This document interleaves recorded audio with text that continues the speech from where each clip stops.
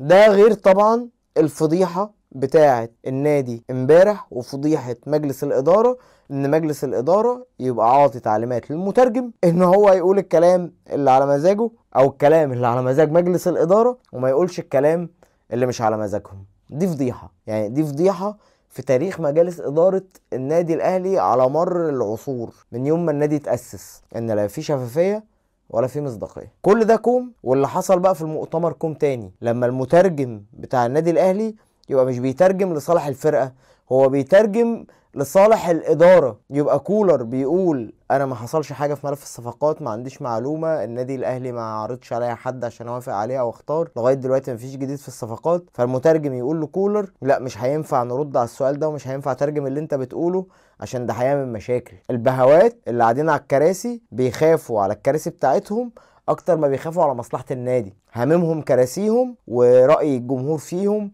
ورأي الناس فيهم اكتر من مصلحة النادي. دورك انت كمجلس ادارة ان انت بقى تجيب لعيبة تدعم، عشان حتى اللعيبة دي لو عندها احسن تحس ان في منافسة، وتحس ان في لعيبة تانية ممكن تشارك عليهم، فلما ينزل